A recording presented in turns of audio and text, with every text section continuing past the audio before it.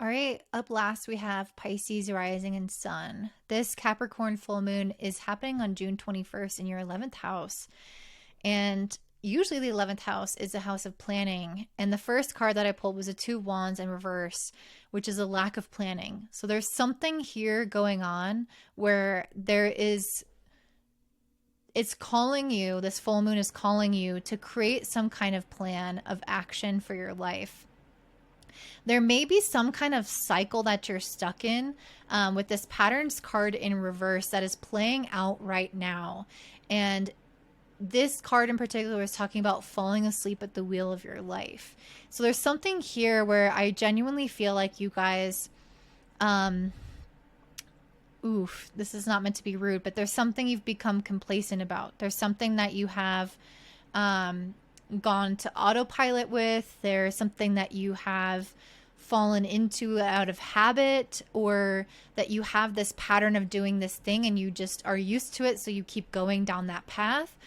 And it can have to deal with not having like the right alignment with something in your life, not having like the right plan and knowing like where you're going, why you're going there, the steps to get there. Pisces tends to really go with the flow. It's a mutable sign. It likes to just flow with life. It kind of take things receptively often. But there's something here where I feel like you are meant to be in the driver's seat. You are meant to be making the decisions right now in your life.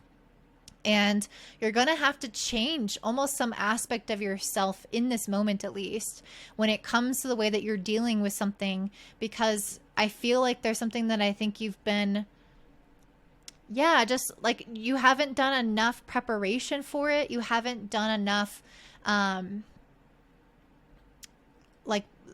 planning and making sure that you're really going into the right place. There's something that I think is a little bit out of alignment, or that might be like done through a more reactionary thing where it's like, oh, I'll just handle it when it comes, or I'll just kind of decide intuitively and impulsively. And not to say that you can't trust your intuition, because you definitely can, but there's just something here where it's like you need more than that, especially because it's a Capricorn full moon. Capricorn is all about structure.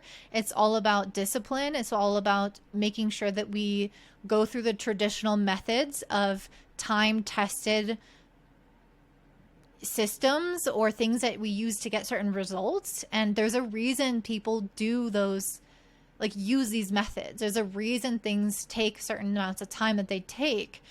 And it's because the decisions need to be like, they need to be just like well planned, well educated, made very conscientiously, judiciously.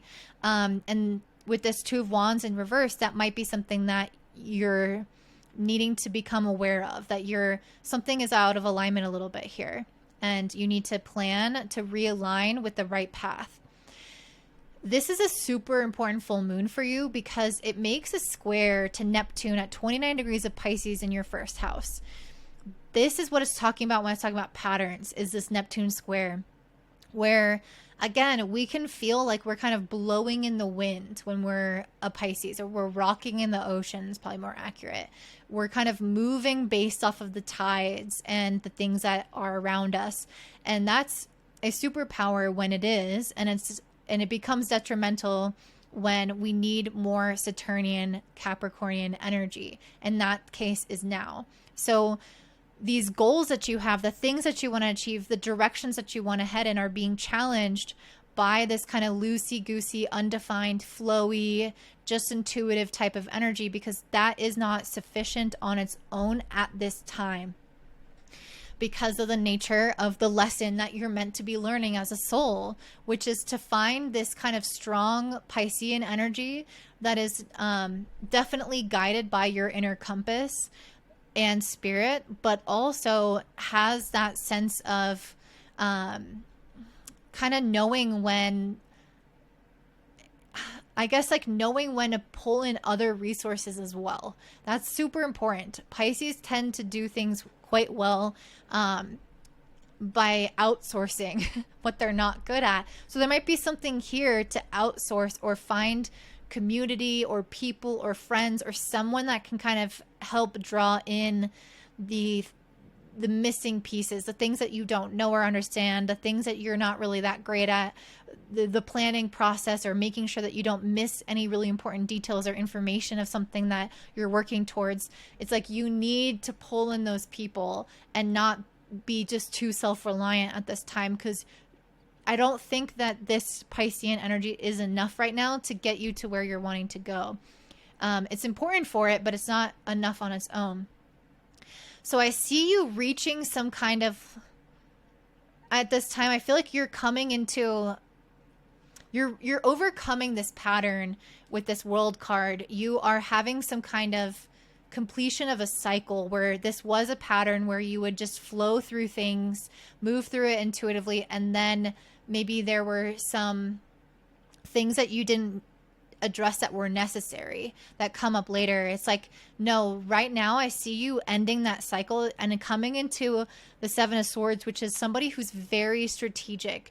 They are the robber who's coming into a huge bank, and they are doing this massive heist, and so they have to plan strategically for months or even years beforehand to make sure that they could pull this off and have everything done well.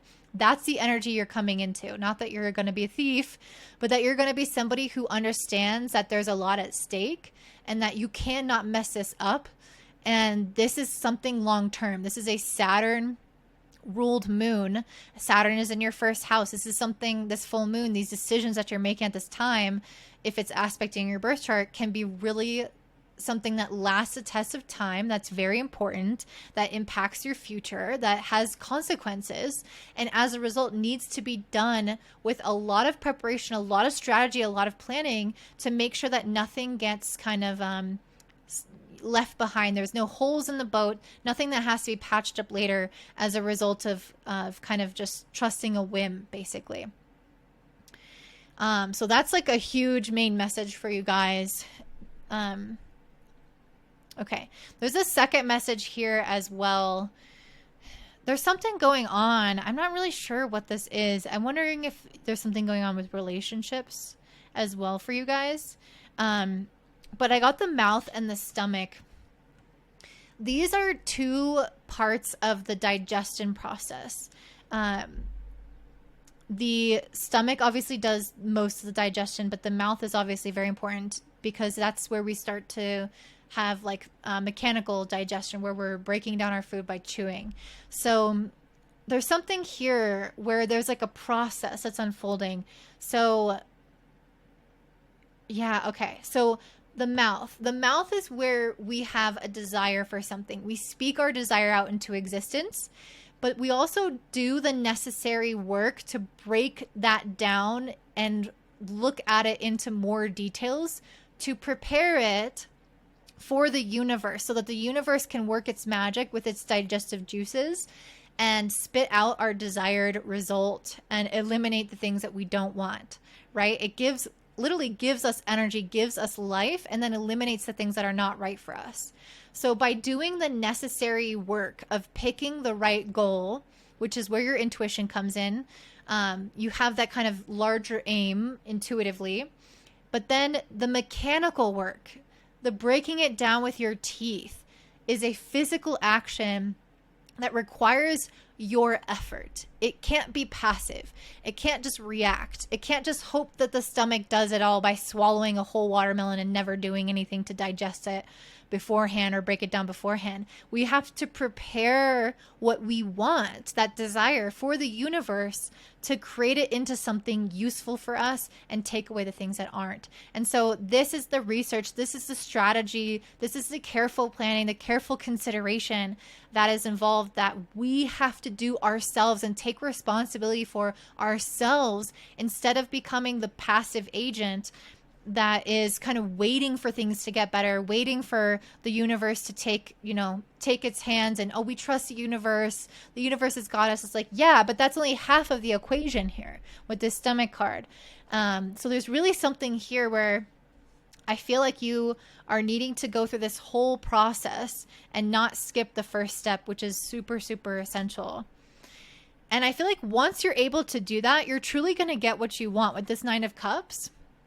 you're going to have some kind of physical investment into the thing that you desire, to the thing that's going to fulfill your wishes. And I think it's going to be, again, something that you intuitively like felt was right from the beginning. And you're going to have your intuition absolutely confirmed. And I think you're going to get everything you desire, but it does require that extra legwork as well when it comes to the facts of the matter, when it comes to the reality, the numbers, the law, the logistics, the protocol, the wisdom from outside sources. It's like you got to check all those things off along with your intuition to have it validated, so that there's some, in case there's something important, you don't miss it, because your intuition can definitely lead you to that area, but it also takes the mechanical effort of doing the work behind it to make this happen in a real way for you. The other message with the astrology is you have Mercury in the 5th squaring the nodes in the 2nd, 8th house axis. So Mercury in the 5th is that kind of impulsivity where I want this right now. I'm going to do this right now. I'm excited about this. This is what my heart's telling me.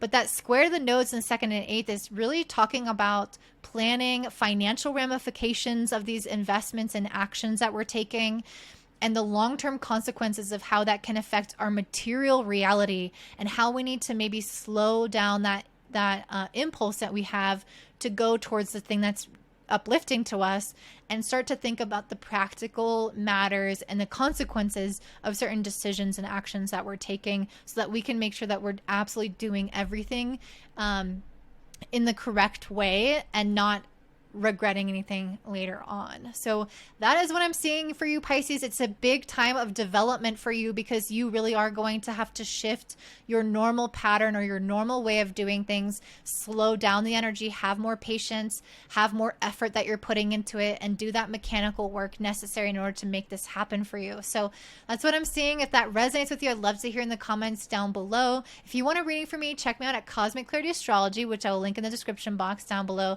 Don't forget to give me a thumbs up, subscribe, share with your friends, and have a beautiful day. Bye.